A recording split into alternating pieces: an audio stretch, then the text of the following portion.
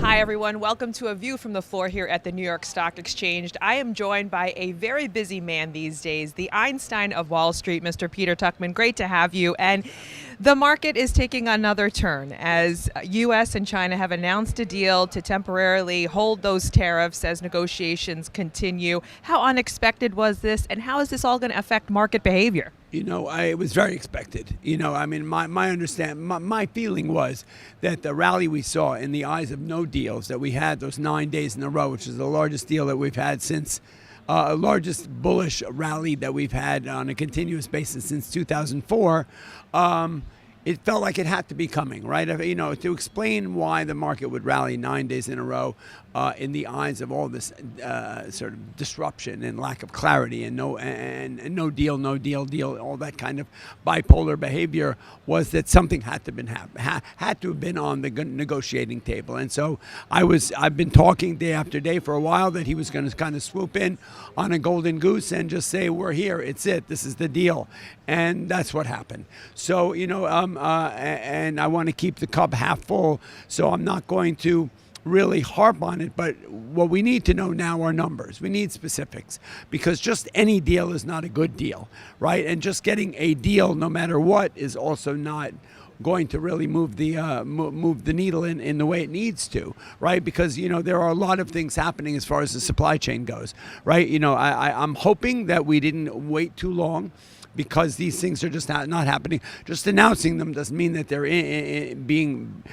while they're in negotiation, doesn't mean that they're actually being done. And there are boats backing up in China, and then you've got the port in LA that's running on 50%. You've got truck stops in the Midwest that are on that are running on slow. And so we've got deliveries necessary for back to school and for Christmas. So that supply chain is a very, very complicated. The logistics of that's what I've been harping on for a while. We're talking to Dan Ives, people way smarter than me, is that that this is all about the supply chain, and where the problems have been is that companies are not able to give guidance. Also, we saw that over the last 3 weeks, reasonable earnings with inability to lay down guidance, which was what sort of fractured the market in a lot of ways, because that leads to fear and that leads to disruption. By the way, Treasury yields are soaring, particularly the 10-year. What expectations now does that put on the economy? Well, look, I think it's important to note that as our relationship with China is the biggest buyer of our bonds, right? And we saw in that last bond deal that almost went awry, where we sort of were picking a fight with them the day that he put the pause on.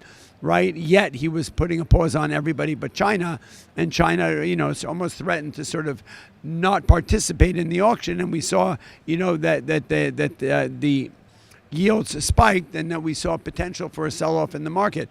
Now that we're back in talks, that the heat of the relationship seems to have been notched down a little bit. I think that's all a good thing. So looking ahead, the Fed, how are they going to behave if there is a trade agreement in place by summer between U.S. and China? Well, so look, the reason that up until the end of 2024, we had a very emotionally coupled situation with interest rates and cutting them relative to how that was affecting the market. For a while there, when growth was strong that we saw in 2023 and 2024, in a growth strong environment, you're able to cut interest rates, and that'd be like pouring gasoline on the fire and rallying the market. However, if you're in a high tariff environment and it impacts growth, and then you go ahead and try and cut interest rates because that's what you think is the right thing to do, even though the Federal Reserve, who is the one who's way smarter than all of us when it comes to this stuff, says no, because what that does causes stagflation, right? If you are cutting interest rates in a slow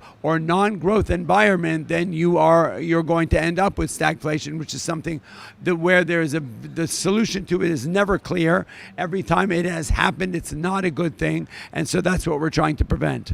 So what sectors should investors be looking at right now? I mean, there's ever-changing news. Where can we see some growth?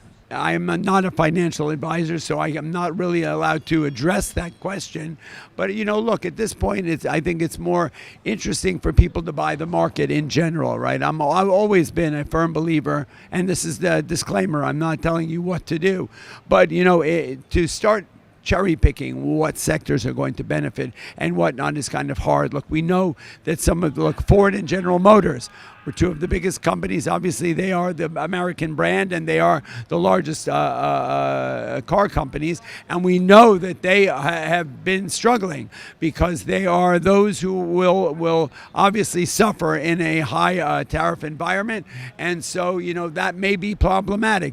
But it may be beneficial depending on what the real numbers are. The retail sector, the Walmarts and the Targets, also, those were the people who were knocking on the Oval Office door when we still had no numbers on that, because they're the ones who are putting product on the boat in China that were not really willing to set up for delivery when they did not know the cost of goods sold, and that was going to be problematic. So there are a couple of industries that I'm in a wait and see situation. But overall, if what we're seeing now is the S&P is up, 2% and change. The NASDAQ is up 3% and change. And so those sectors are, the ones that have been under attack because they represent the market overall. And, they're the ones who would suffer in a high interest rate environment. And so, that's what we're seeing rally today. I'm a firm believer that the market tells you what it thinks of all this situation. So when you see a sector like as broad as the S&P 500 rally when things are starting to get clear, well, maybe a birdie may say that that's the place to put your money. All right. Well, thank you so much for your time, Peter Tuchman. We'll see you again here at the New York Stock Exchange. I'm Michelle Yu, and that'll do it for us here on Asset TV. We'll see you next time.